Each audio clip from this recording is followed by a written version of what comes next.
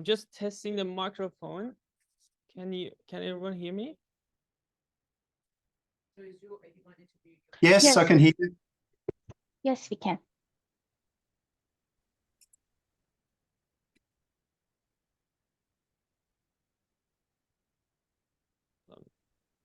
Can you?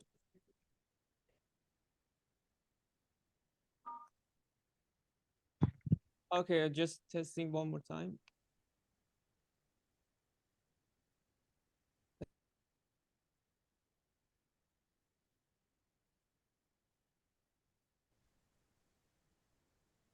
Hello, anyone? How you see the?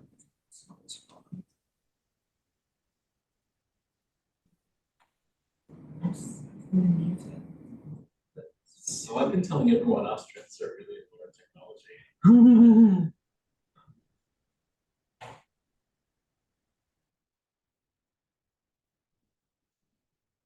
Okay, so if you this thing,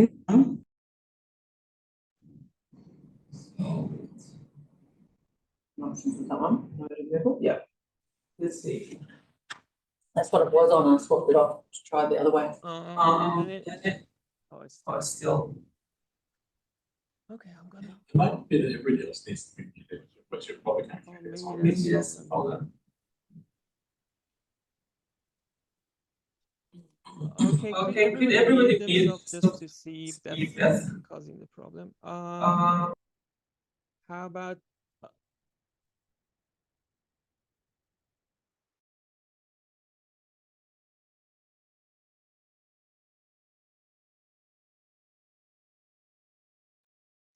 yeah, that should work right now.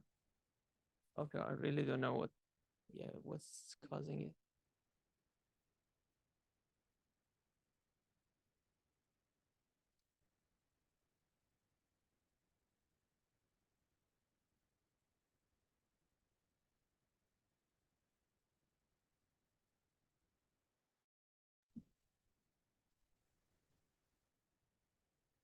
Okay, let me see. One final time, can anybody hear me? Yes, we can. Oh, okay. I think we tried this version, but okay. So sorry about that. On technology, right? So yeah. Today will be the first session of the three theories on generative AI in academia, and we're gonna talk about generative AI fundamentals and some recent developments since last December. And before starting, I would like to acknowledge the country. So I begin today by acknowledging the traditional custodians of the land on which we meet today, and pay my respects to their elder past, present, and emerging. Okay, so as you know, this session is being recorded. I'm definitely gonna cut the beginning of it where I'm asking everyone, can you hear me multiple times? Yeah, so in a summary, I'm gonna make sure we all have a deeper understanding of generative AI and review of the most recent advancements since December 2022. And yeah, let's get to it. So the fact that I'm going to talk about how it works and how it's worked, there are different reasons. One is that to help us understand the difference between different models, because there are many models. I'm going to refer to 4 of them, and help with the way you interact with it, and help with explaining things to students, because I'm pretty sure you have had or you will have in the future students who may use it incorrectly, or they may ask you, what are the issues with using it and clarifying some fundamental questions. So you probably have seen this, what does GPT mean? And trust me, I'm going to tell you stuff that you haven't heard before. Hopefully that's going to be the case. And I'm going to start with the second one, pre-trained instead of the generative. So when we say pre-trained, it means you have given the AI data, and the cutoff date, for instance, for ChatGPT is September 2021. So anything after that is not part of the database. Plus, we haven't given it all the data in the Word. So for instance, for GPT-3, which is an older model, these are the data sources. So you can see there are definitely lots of important things that are not included in that database when they were training it. As a result, the language models like this, the question is whether they're reasoning engines or whether they're knowledge databases. And when I say knowledge databases, it means that you should not use it as a Google, because I remember in December, January and February, all those months afterwards, there were so many arguments about, well, I asked ChatGPT this and it didn't tell me that, which is kind of an absurd question, because if we know there's a cutoff date and we know that data bases that were very limited, of course it's not going to give you that kind of knowledge. So we should use these kind of machines or these language models more as a reasoning engines rather than knowledge databases. But there is a catch. I will get to that soon. But what does this tell us? First, it's not a model connected to the internet, as this ChatGPT is not. And you should provide the information for it first to use it as a reasoning engine. So you ask it to rewrite a paragraph in a specific style. So you're giving it the information you're asking it to rewrite. That's the way to use it. Or you may use it without providing any data, but you want to use it in a more responsible way, like writing grant application, where you should fact check the claims that it's making. And I've done it for that purpose, and it was pretty good. But it took me a little bit of time to learn exactly how I should, prompt it. If it's connected to internet, which I will get back to that, because we have many language models that are connected to the internet, including GPT-4. It's a much better option to be used as a knowledge machine, and it's not the best reasoning machine yet. And again, I will get back to that. But here's an example from a TED Talk recently. We had the question is, I left 5 clothes to dry out in the sun. It took them 5 hours to dry completely. How long would it take to dry 30 clothes? And it says it would take 30 hours to dry 30 of them, this is a bad reasoning machine. Okay, but again, I will get back to it, because currently we can get this the answer to this question right using GPT-4 if you use the, I don't want to say prompt engineering, but prompt techniques, which is a very different story to prompt engineering. Yeah. So what happens in pre-training? Each word, technically, in all these language models, they have a dictionary. So a normal dictionary has around 600,000 words in it, but the dictionary of language models is usually limited to 50,000 words. So every single word gets a number. So I'm going to use that each word transformed into a number as an example itself. For instance, each is number 20, word is 122, and so on. So based on the training, the model developed a statistical connection between different words. So for instance, it looks at transform, and it looks at transform in all the, every time it's repeated in the data set that is provided. It looks at all the words after it, before it, and make a connection between those words. And in that way, it figure out what are the more likely words to come after transform because of what it learned previously from the data set. So if I want to complete this sentence, each word is transferred into a, and there's a word missing. So after a, it looks into the pre-trained structure, the model, and says, okay, it's 30% possibility it could be a number, 4% gorilla, 3% virus. Of course, I just made up these numbers. So that's how it works. Then it selects, you may think it selects number every time. It doesn't. It may select gorilla, and that's how hallucination happens. It gives you something completely wrong. But I'm going to explain soon why you would see number more likely, but less likely you would see gorilla and virus. But what we learned from this is that technically it's math, not logic. Of course, math involves logic, but you know what I'm saying when I say it's math, it's not logic. The logic that we usually use in that everyday full kind of logic. And why is it important? And it's important because when we say this model doesn't understand anything, because it's doing mathematical calculation, it doesn't talk our language. It's talking numbers, and it's just transforming things to numbers and back to words. That's what it does.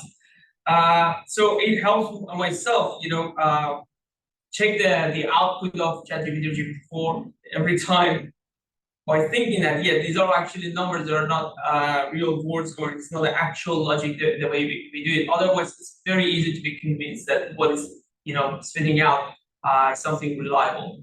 And though that is also questionable, that we say, yeah, it's not logic because it's all based on numbers, because we have no idea how the brain works and the connections, and how those connections create this picture in my mind, and how those connections make kind of a logic. It doesn't really make sense if we look at it that way as well. But let's move on. We go back to generative, which was the first one. So when we say generative, it means it doesn't copy paste stuff, it generates word by word. So how it happens, it makes statistical analysis based on the pre-trained model we just talked about, and generates the most probable number word after each word. So here is an example. I asked an older model of GPT to write an essay about justice. This is what comes out, and those highlights, the reason you see the highlights is that if I click on justice, this is the first word that comes after write an essay about justice. So the model kind of predicts what is the most probable word that comes after that sentence, write an essay about justice. And that is justice to start the essay. So if I click on it, it tells me the probability of different words that could come after write an essay about justice. And justice itself has the highest probability, 95%, but it could be any of those other things. And it doesn't necessarily select the highest probable one. It uses a random system. So you could have started this with some other word, and here you see, like for morale, it's 2.45%. And we have ecology at the very top, 36%. So that's again how hallucination may happen, because you may get a word randomly that's completely irrelevant. And every time it's randomly selecting one of these words, it affects whatever comes after that. So it's like a domino. And in the first image, in the sub-justice, if it started with there, it could, write a very different essay for us, because that affects whatever comes afterwards. So there is some sort of randomness, and it also affects the hallucination here. Can I ask a question? Sure. So if I was to do that to that GPT model, and then Karina did it for her computer, would we have different answers? Oh, yeah. Right. And what if I did it again? So deleted that and then asked the question again, I would get a different Almost answer. every time you should get a different answer, unless if you say like something very obvious, like I don't know, on rainy days the water comes and then you leave it blank, and it says from the sky, something like that. Yeah. Okay. Thank you. If it gives you constantly the same thing, either there's a problem in the model itself, or there was a very limited amount of information in that area, and it's just trying to replicate the same thing. Yeah, so there are not many words to play around and randomly select them. So why is it important? This is how every time we get different output, every time you say the exact same thing. And not the best reasoning engine, because it involves some level of randomness. And when it comes to reasoning, you don't want that kind of randomness. But randomness gives us creativity as well. And again, this is questionable. I don't want to get that, but according to Heisenberg's uncertainty principle, what we decide in our brain involves randomness, complete randomness as well. So again, I don't want to just criticize the artificial intelligence, because we really have an answer matters about ourselves as well. Anyway, but you can manipulate this randomness, and this is an addition for ChatGPT and GPT-4 after December 2024. So I'm going to just quickly show you. You can always go back to the recording to see how I got here, but you can go to openai.com. On the top right, you see the menu. If you click on the menu, there's a login. Click on login. You enter your username and password for your ChatGPT account. It's exactly the same thing. Once you do that, you have three options. You can go to the ChatGPT that you usually go. DALL-E is for the images. You don't want that, so you should go to API. And once you get to API, you see this. You should click on the playground at the very top. And this is what we used to do before ChatGPT. And that's one of the reasons it wasn't that popular, because it was difficult to get them in the first place. So, and then you will get to this. Okay, so to just clarify, this is pretty much like ChatGPT. If I write hi at the top as a user and click submit, it answers, hello, how can I assist you today? So it exactly what ChatGPT does. Okay, exactly the same thing but different format. And there are a couple of things here on the right side. You can select your model. Like in ChatGPT, you cannot do that. And as you can see, you can select even GPT-4. And the good thing is that you don't need the Plus version. You don't need to pay $20 per month to access this. This is a pay as you go system. It's like for every 750 words. For GPT-4, I think you should pay something like 12 cents or less than that, something like that.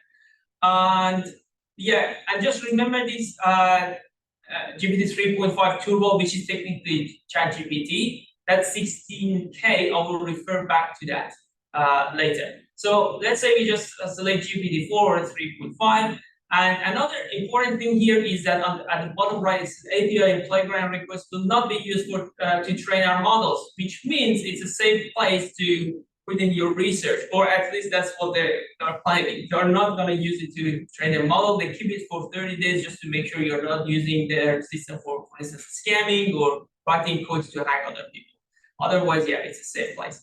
And the things I want to tell you about is one temperature, the other is top P. So when we get to the temperature, you don't need to read that. I'm going to explain to you. So when the temperature is, for instance, 2 or 1, it's pretty high. It's more likely for the system to select one of these words at the very top. As you reduce the temperature, then it makes it more likely to have one of the top ones to be selected. So it assigns more weight or more likeliness to select one of the top ones. And if I reduce the temperature to 0, then we call this system greedy, which means 100% of times it will select one at the very top. So reducing temperature a little bit can help you with hallucination and what you get. Increasing it would help with randomness, which is kind of creativity and getting some new ideas. And when it comes to top P, what it does is as you reduce it, it gets rid of options from the bottom. So the more you reduce it, the less options are available to be randomly selected. So if I turn it to 0, I go down onto 0, oops, sorry. The only option left is justice. 100% of times you get the one at the very top. So manipulating these two, you might be able to reduce the hallucination, but you won't get the best output every time necessarily. And finally, transformer. This is probably the most underrated part of GPT. People don't talk about it that much because it's very difficult to explain. I'm not saying that because I know exactly how it works, but I just want to refer to it quickly. Transform is a kind of a machine learning, let's say, structure that was kind of discovered by Google people in 2017, and that's one of the reasons Google is so pissed that OpenAI has used their transformer model to create ChatGPT. And here is an example how it works, and I'll explain why it's very important to understand how it works. So if you read a book and the last sentence of the book after 100,000 words you've read is missing, to get the last sentence, you must consider every word you read so far. That's the context, right?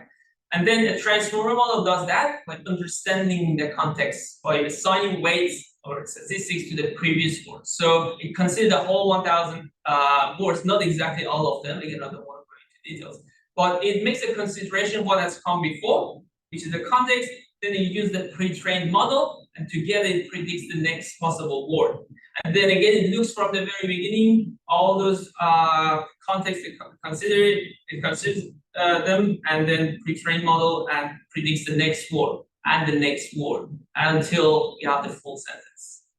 So that's the transformer, and yeah, to understand the context. So if we go back to that example that we had, each word is, so technically it's generating word by word like that, but looking at what we had before. And what is important here is generating one by one. Every single time it is looking back at what it has generated itself. So if I ask it to write an essay about justice, it writes the whole thing, and I say, now improve this. it's not relying only on the pre-trained model, it's relying on what it has generated before. And Alan will refer back to this. That's one of the recent things we realized in terms of the language models, that they are really good at self-criticizing. So you can improve the output by asking the right question that improve this somehow, or criticize the problems. Yes. So of this since last December, we can't. I'm very much time. Talking too fast, probably. So 4 major generative AI text generators companies are right now OpenAI, all the GPT models, and Google. You have heard of it, and we have BART, which is a model from another model from Palm. But just have an eye on Gemini. It's the other model, the huge model they're training right now. And they say it's a very big deal, and it seems to be a big deal if what they're claiming is actually true. We have 2 other companies, Anthropic, which is pretty much underrated. They're really actually good. We can't use it in Australia because it's right now rolled out only in the US and Europe. So yeah, unless you use VPN and other dodgy stuff, you won't be able to use it. But it's a pretty strong model. And Meta, formerly known as Facebook, their Llama model, which has become very famous because they're just releasing model and after model, and they're pretty good. And they're releasing them as open source, so people can see what's happening, against the model. And yeah, there are reasons to that. But these 4, I will get back to them in the future sessions to make a comparison of their capabilities. But some of them are better than the other ones. And their difference is technically in the data collected and being trained on, the way they did the training itself, the post-training or fine-tuning, we call it. And yeah, lots of other things. But this is how these models are different. And yeah, usually it starts with the data itself. But one of the things that happened after December 2022 was the privacy of the users, because people were already using ChatGPT without knowing that OpenAI was collecting their interactions, using them as a way of improving their system. And even Italy banned ChatGPT for a while. So if you were in that location, you wouldn't be able to open the page. And OpenAI changed their policy, and now you can turn off the chat history and training, as you can see. And that way, it won't collect your data anymore, but it doesn't remember them as well, so you cannot in the future go back to them. It holds on to them for 30 days just to check if you're not using them for scan. So that it still wouldn't cover things like confidentiality, like you would still be nervous about providing research data that might be confidential and putting it in. Technically, yes. But I think that's how the future of this whole artificial intelligence is going to be, because we want to make sure that they are safe. And one way to keep them safe is to monitor how they're being used. So one of the major issues that what kind of chemical weapons they can generate, even with ChatGPT or asking questions. So they want to pick on those matters. I pretty much support them, but you can. If you're in an institution, you can make a request, and they don't even keep it for that 30 days. But you got to make a request that they have to evaluate. Yeah, which is a possibility. But I will get back to that because there's a way for us to use it that they don't see anything at all. Yeah. So one of the biggest things happened, and you would see this in OpenAI and compared to other AI companies, is the plugin. So if you pay the $20 per month, you will get access to the GPT-4 plus the couple of other things, and 2 of them are of course plugins and advanced data analysis. And the problem with that only is you cannot disable data collection the way I just showed you in ChatGPT. So again, there is a workaround, don't worry. But I'm gonna tell you about the plugins because they're gonna be the future of Apple's or Google play that we have. And there at the bottom you see it says 157. So 150 times 6, that's around 942 exactly. That would be. And there are these apps that are developed based on ChatGPT, and they are connected to specific databases. So when you ask a question, it looks at that specific database and is trained to answer those questions. So it reduces the hallucination. And so many of them are connected to databases, which means it is as if it's connected to the internet, or it's gonna get the data from where you actually want them to be up to date. So that's what it does. And one of them, for instance, is Wolfram, which is one of the famous ones because it does the mathematical calculation much better than the basic model. The basic model is really bad at math, and this one has improved it, to the roof. And for us, for the law people, of course, for businesses as well, if you just search, I put law at the top, I didn't even bother to, look for legal or other things. But for business, there are so many other apps, and for law, there are these things. One of them that I'm interested in is this mid-page case law, which looks into the cases. And this is something we will discuss in the future sessions. But the world is changing, yeah. And these are the two other things, like you can ask questions about the federal law in the US, and yeah. One other thing for the researchers in general, we have a couple of these. One of them is this scholarly, which if you ask questions, it looks into the scientific literature instead of something like Google and blogs. So once you ask a question that happens, you can click on that and it shows you exactly where it's searching and what's happening. When it comes, oh my god, what did I form the slides? Probably I did it without knowing. But any plugins that you don't know what it does, you just simply ask, what this plugin does for me. And you can combine up to three plugins together that you're using. So you can access to three things at the same time. But yeah, I see the future of research to go this way. You can give it, keywords, or you can say this and that specific things. So it would prioritize its search based on the things you're asking, and then it will give you a summary, for instance, of those papers, or gives you specific parts of them that you're looking for. And I want to talk about advanced data analysis. It used to be code interpreter because it somehow interprets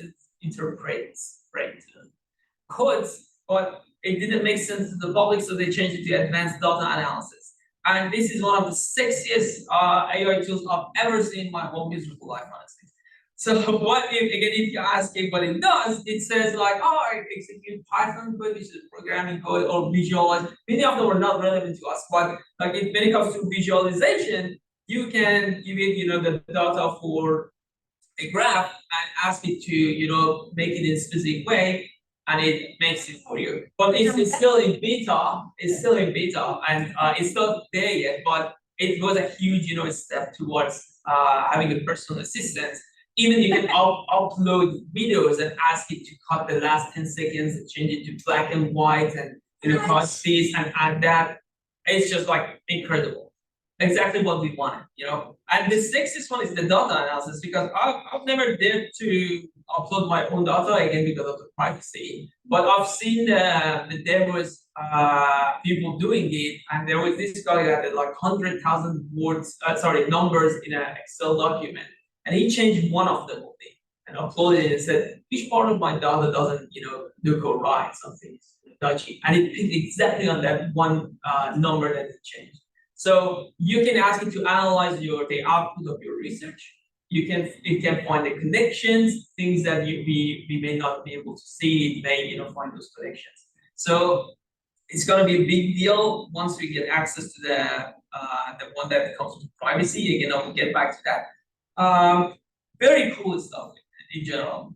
Now the next thing is, you can attach files. So unless ChatGPT, So can I just things like, say, in Vivo help with data analysis already. They do basic word identification and frequency and things like that. So this is really the next step, because it's doing all of that, but actually adding in the transformer stuff that you said and the pre and stuff that you said and all of that. But it's a step forward. Is that really? It's not. Yeah, I see it that way. So I haven't checked MDO for maybe 3-4 years. I don't know how much it is. I have to change it, but one of the things we want to know at the end, like whether it's qualitative or quantitative data, to figure out like what it means, and extract information from it. That's exactly what it's supposed to be able to do. And when it comes to qualitative analysis, you can even use GPT-4 for those things. You can give it a try. But code interpreter or the advanced data analysis, the reason they call it code interpreter is that because it can identify what kind of code it has to use to interpret the data that you have given it and how it should visualize it or any other. So it has that kind of understanding. Yeah. I feel like you need to have your kind of level of understanding No. to be able to do No, I think anything like I just don't understand. Like, yeah, I feel like I don't. The more you talk, the more I'm feeling. I think it's all about giving it a try. Yeah. They are trying to make it as easy as possible. Okay. Yet it's overwhelming for me when I see like 157 pages of the plugin because there was the first week they released it, there were like only 10 and then there were 15. So I was testing all of them one by one. Right now there is so much. I'm not learning anything anymore. It's just like I don't have time to go through this. I have to just find very specific ones that are good. Yeah, but it's like any other kind of app. When you want to research, you look into the different stuff, deciding which one is the best. So that's how it's gonna be. But again, it's in beta. It's gonna be different, and I'm pretty sure some of them gonna be pay in form of that you have to pay to be able to use them. Yeah, but the amount of time they're gonna save us, I think it's gonna make what did I do? Not sure. Oh, okay. So how about the data privacy when it comes to code interpreter and plugins, as we said? You can make a different request for that to ask them to not collect any of your data.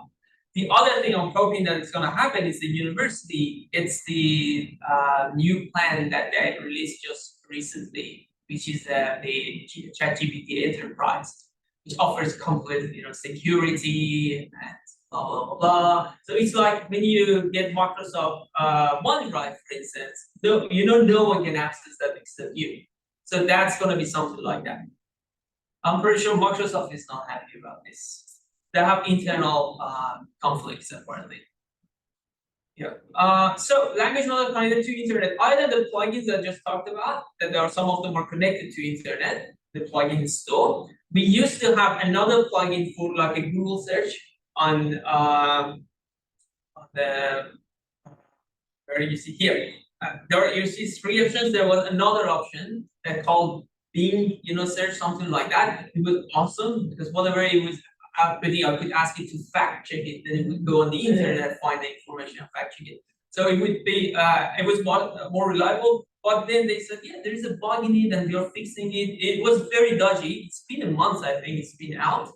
And you can't use that version anymore, which was connected to internet. So disappointing, but don't worry because we have the Bing itself. So the Microsoft Bing, you can use it probably, I'm not sure right now, but 100% if you get the Microsoft Edge, which is their browser, and go to Bing, which is technically their Google, they call them the Google, you can use their kind of GPT-4 that connects you to the internet. So you instead of ask me anything, you can just ask about writing an essay about justice, and it looks into that, on the internet, it gives you that information.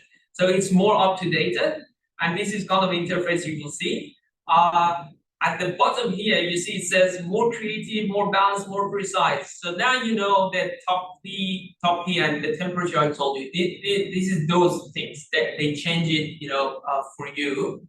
And they give you 3 options to make it easier to deal with them. But this is what happens when they say more creative, balanced, and precise. And then you have 4,000 characters only to write whatever you want, which is less than what you get in ChatGPT. Again, I ask you to write an essay about just based on academic articles. It cites them. And at the bottom of the page, you can see the citations. I checked all this, of course. 2 of them were on the academic papers. One is Wikipedia, that Scholar Google, you click on it, it takes you to Google. Scholar doesn't show anything other than the Google Scholar itself. Same with the Springer.com. So yeah. I like the conclusion. For a more comprehensive understanding, is to develop an academic chat 41325. Yeah. But the reason I put this here, other than it's connected, it's kind of it's actually GPT-4 that is connected to the internet. other than that is that imagine Google Scholar is the database. So when you ask questions, it looks into the articles on Google Scholar. So it's very likely we're going to go that way unless there are privacy and the ownership of the articles, those kind of things. And I'm pretty sure they're going to be kind of deals with the institutions and journals to deal with that and help the academics find what they're looking faster. Now, the prompt engineering I want to tell you about is very different to prompt engineering you probably have seen so far, that they say you're going to provide information, be clear, blah, blah. These are prompt hacks, okay? And they're all based on academic papers. So these are the idea is we can use the current models, even GPT-4, to surpass whatever we did before. So we have human eval, what they call it, and like GPT-4 was able to pass the bar exam better than 90% of the participants. But now we figured we can do even better than that if we do the dodgy stuff. One of them is, let's work this out in a step-by-step way to be sure we have the right answer. And the paper I cited at the bottom, you can see it's a very famous paper right now. And if you add that phrase at the very end of your prompt, you would probably get a better prompt. It works better in GPT. So that whole study was about that. And then this let's do it this way. We have had that in the last couple of years, but this is the one that they found that works better than anyone else so far. And why is that? Why you add that it works? There are different theories. We don't know exactly why. I have one which I'm not going to share with you, but some others say that prompt engineering is not all about giving it the right information. It's about giving it time.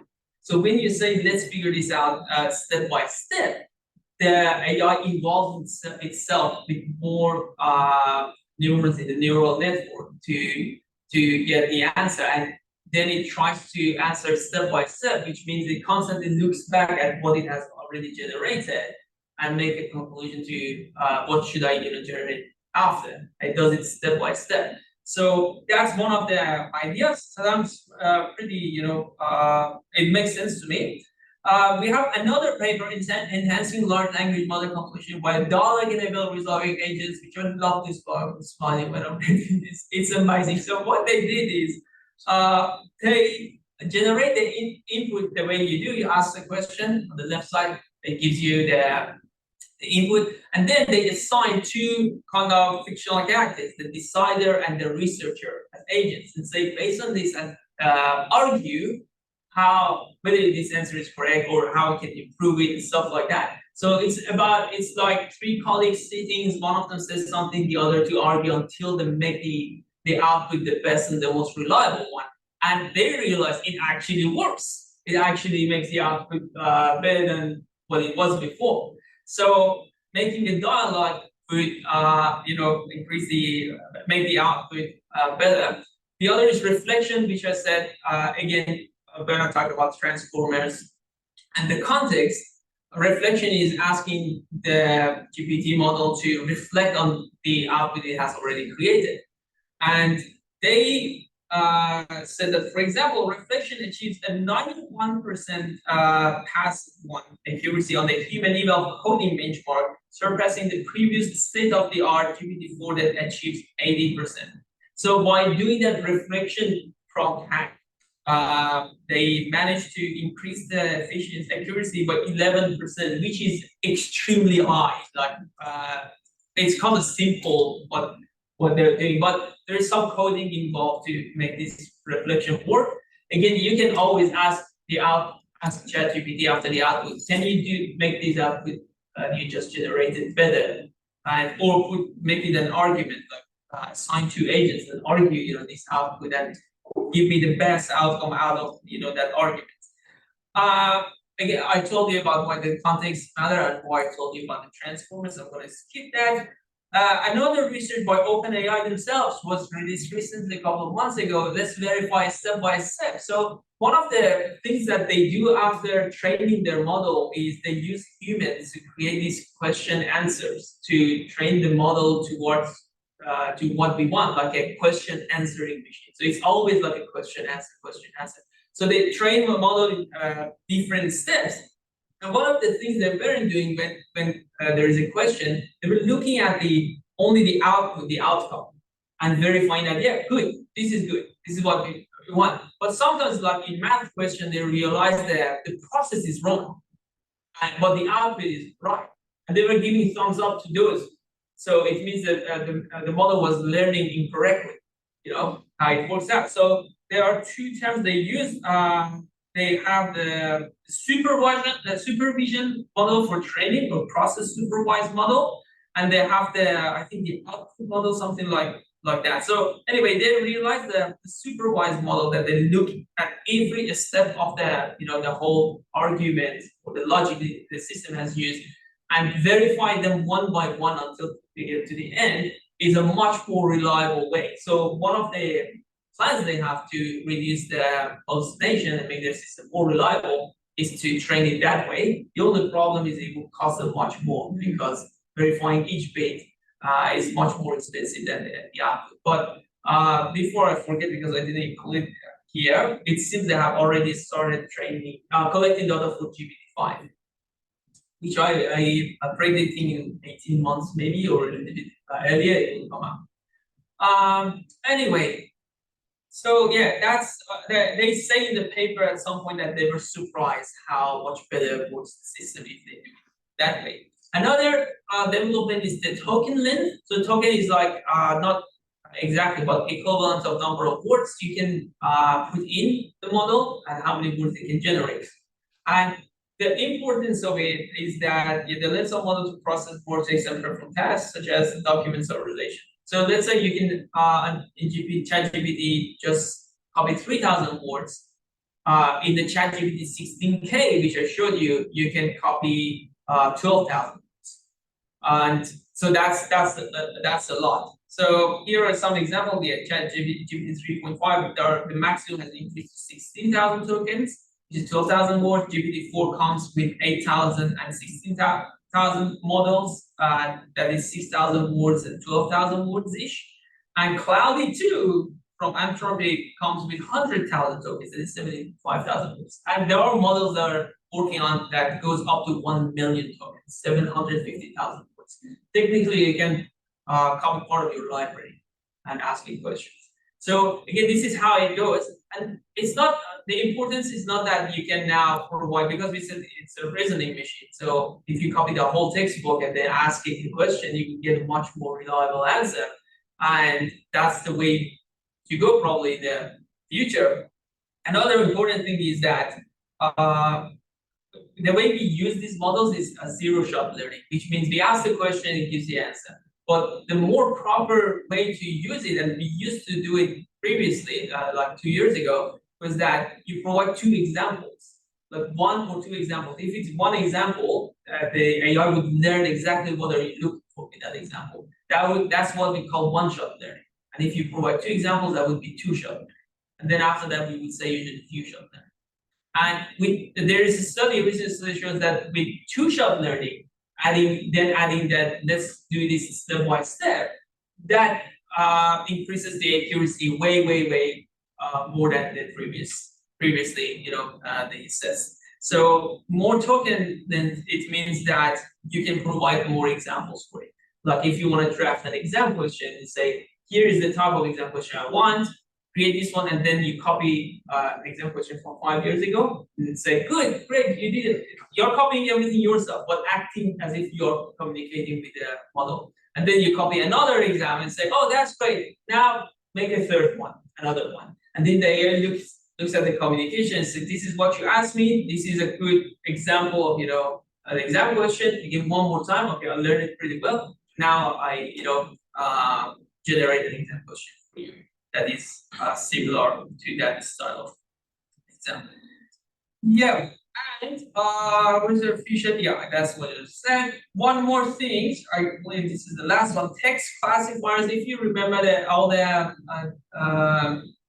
crazy stuff happened around the students using ChatGPT, there's no way to identify that. And then OpenAI, they released this text classifier with a very boring, I think around 30% accuracy. that would say whether it's human or an AI written text.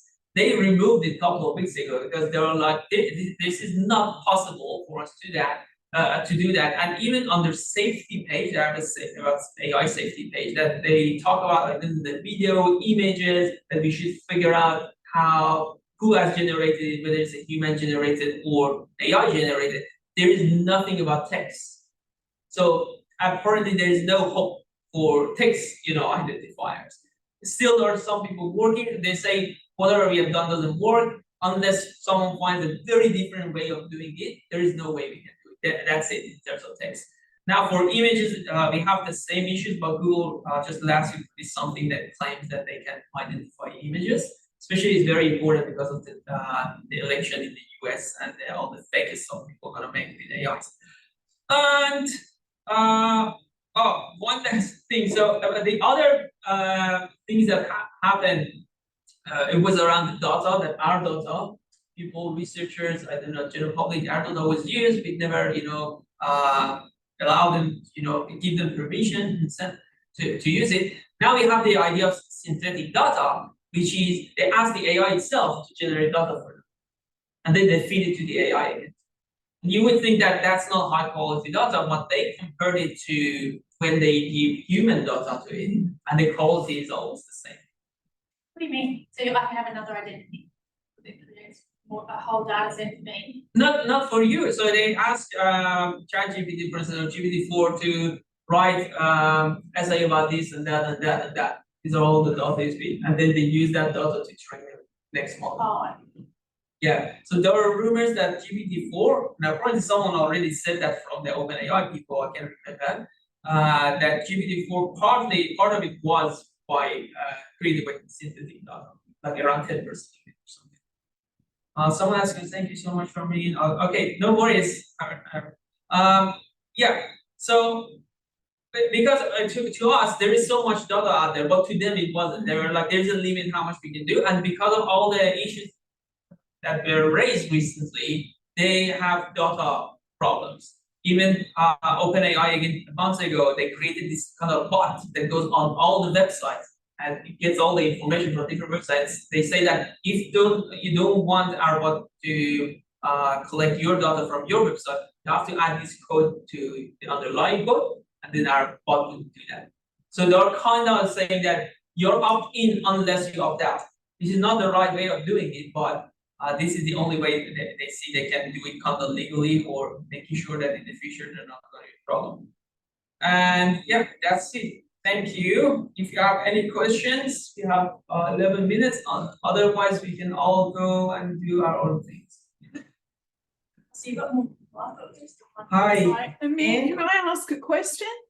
Sorry, I'll move Yeah, sure. my thing around. Thanks very much for that. It was good to get some background on how the stuff learns, and really happy you mentioned the privacy aspect, because that's the big concern that people, and that's probably where my question goes in two parts.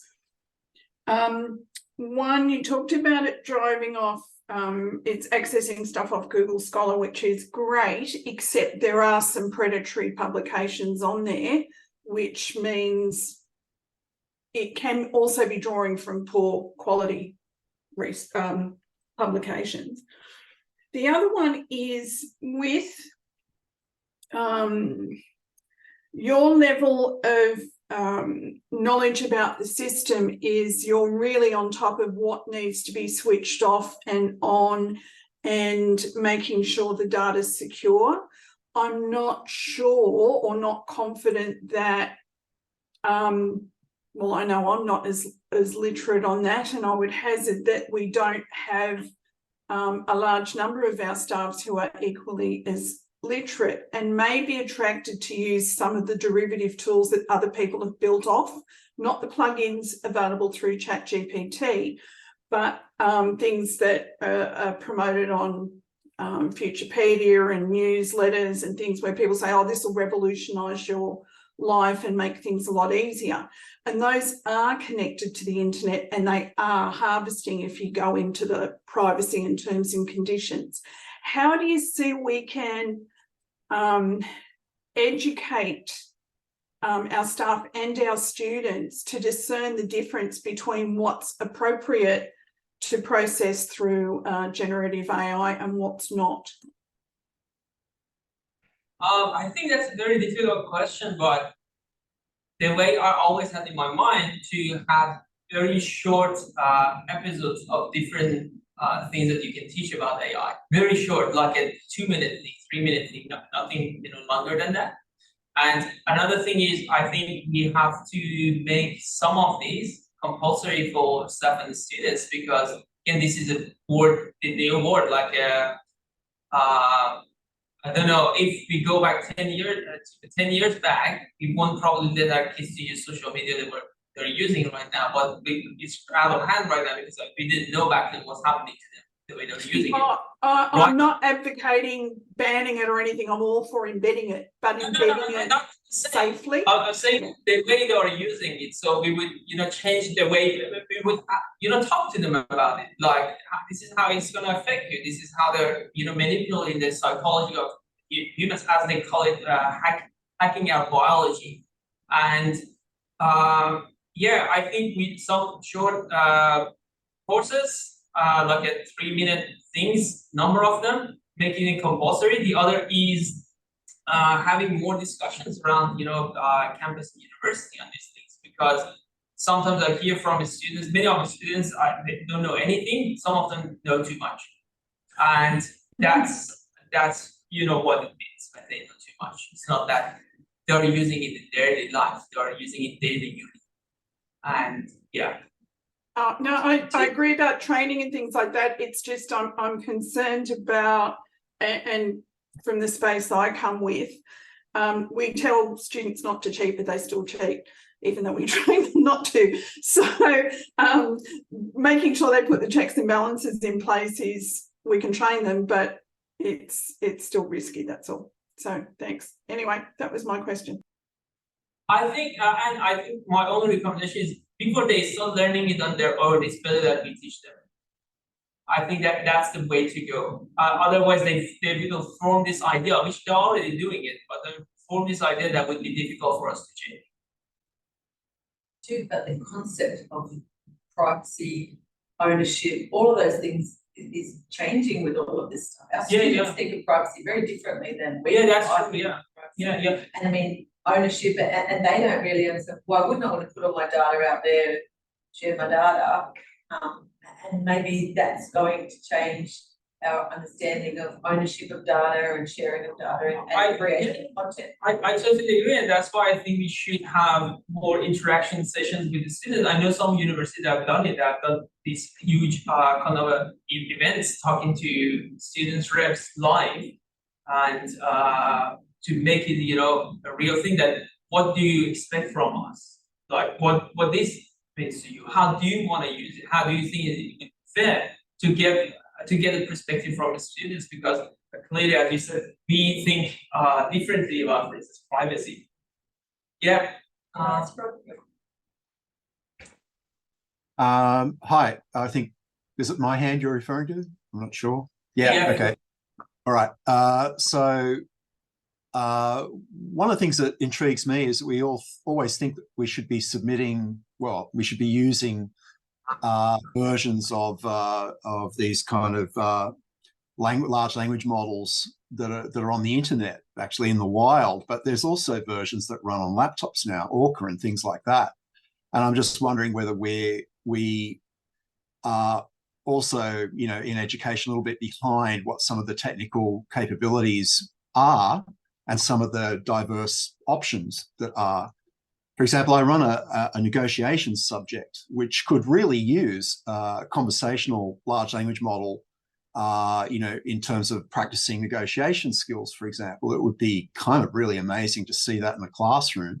And it's possible to run that on laptops. You don't need to actually I don't believe you need to access the internet for that. So I'm just wondering whether, there's a lot of fear around it, certainly in, university sector, about using these kinds of technologies. But I reckon we should be a lot more aware of what's available, because there are options which I think could mitigate privacy concerns and things of that nature. So less of a comment, but maybe an invitation to respond. But that would be not a question, but a comment. Yeah, I agree. And I think one of the questions that we don't know how to answer is how we're supposed to use these in education in a way that in the long term, we know that there will be beneficial, there are good decisions in like 5 years time. Because in 5 years, we might be like, oh my God, we made a mistake, we shouldn't have allowed them to use it because they're not thinking for themselves anymore, no critical thinking, AI is doing everything, they cannot get a job. AI takes all the jobs and that's the end of humanity.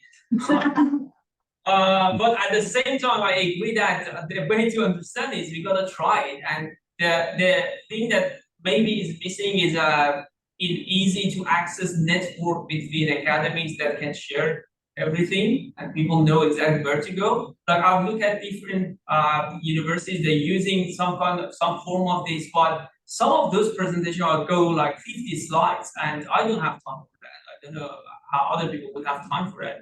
I think we should consider how much people time have, already, and this is a new thing on their plate that we are adding for school. So yeah, I think sharing ideas is one of the most important things. It's crowdsourcing somehow, like getting lots of opinions. And as you said, there are varieties that I'm pretty sure I haven't heard of them. So it would be good for me, to hear some of the better versions. Yeah. Yeah. Thank you. No worries. The other thing, I mean, I've got a paper that was done in Europe, speaking to your point about that it's undetectable. The European Network of Academic Integrity statistically tested 14 different purported detection tools, and most failed miserably. The best one was actually Turnitin, and the best it got to was 75%. And that was over the first half of the year. Happy to share the paper, but I wonder how they train their model that is so good that can identify students writing and AI writing. They should have many student papers somewhere that I'm not sure if they're legally allowed to use them, if you know what I'm trying to say right now. Yeah. You might need large language. I went to a Turnitin presentation where they actually explained how they train Turnitin. And so the way that they train Turnitin is they basically created an API that made ChatGPT 3.5 generate a bunch of text. And then that text was then sent back to Turnitin into its repository. So what it's essentially doing is it's trying to detect commonalities between its repository of content that ChatGPT generated for it against what students generate. So essentially what it is they used ChatGPT as a farm for more content that they then embedded into its database. So the common sets of phrases as they occur as common sets of probabilistic choices of words then become a staple of Turnitin's content that it compared the database that Turnitin uses to compare it against anything else. However, they didn't use GPT-4, they didn't use BARD, they didn't use any of the other ones, and they also didn't spend a whole lot of time making it rephrase the content that it initially generated. So when you get a prompt out of you get something out of ChatGPT and you say, can you rephrase that in a more formal tone? Or can you rephrase that as if you were explaining it to, can you make it more an academic tone or make it blah, blah, blah, blah, blah. So it kind of used that as its way of sort of training itself, but essentially just farmed ChatGPT for a bunch of data and then used it from that. That's like a very smart way of doing it. But I also read an article that they didn't reveal the whole picture, how they trained their model, because there was some training. At the end of the day, it must be to be able to make the comparison and say like it's 70% or 60%, or where this very specific paragraph. And the concerns were that they used actually student submissions without saying that we're going to use this data to train our model. But if it's working the way you said, Albert, that would be really very clean way of doing it and detecting students' AI use. Yeah, except that it sort of fails. It more clever students will get it to paraphrase its output, or take an output from one AI and then put it into another one, et cetera, et cetera. So it still has the potential for a lot of false negatives and false positives, I feel. Yeah, true. Yeah. Yeah, it shows Essentially, that I just feel that idea of detectability of this stuff it's- feels too difficult to do it properly, and more of a risk than a potential tool. yeah, it's. But the thing. Sorry, I'm being on. I was just going to say that what they've done and tested is that if you take some output from generative AI and put it through a paraphrasing tool or vice versa, it's virtually undetectable. That's interesting. So you Well, it have to doesn't pick take it up very much by to do that errors, as well, yeah. right? Yeah. I mean, It's I all feel very about whether strongly about. Sorry, go ahead, Armin. It's all about whether the students know that they're gonna do that extra step of paraphrasing the AI generated content. Well, for now, till they Yeah, figure it out. exactly. I have had Doesn't other really that long. situations where students have actually improved their writing because they're doing this. And this is something that's kind of been a bit interesting. In a research context, I've seen it because I've actually had a student who's been doing this, and I pulled them up on it. And the only way I could tell is that because I know the students writing prior to this particular episode, and I don't think they were using it like Grammarly, you know. They were actually able to increase the quality of their writing, but it still didn't sound like, you know, PhD writing. It sounded like, you know, a well-educated, well-rounded 17-year-old doing it. So it was interesting. There's different uses for these tools. And I think, you know, I'm not going to get upset if an overseas student is using Grammarly to help them. And I don't get upset if people are using things like ChatGPT. Yeah, so I think that there's some adjustments we're going to need to make about our expectations, you know, and maybe in the context of teaching, we have to figure out ways in which that doesn't provide an advantage. It just makes things sound better, but it doesn't necessarily mean anything better, you know. So I don't know. I feel like I've before, you know. It's also down to the equity issues that the paid version's better than the free versions. And so who can afford not all students can afford the paid versions, but then students, as I said, going through some of the rules that Aaron was talking about and switching stuff on and off gives some level of security. However, I can point you to a number of tools that are actually data harvesters. And yeah, people get sucked into them like they would onto a phishing email or something. So such a tricky space. It is indeed.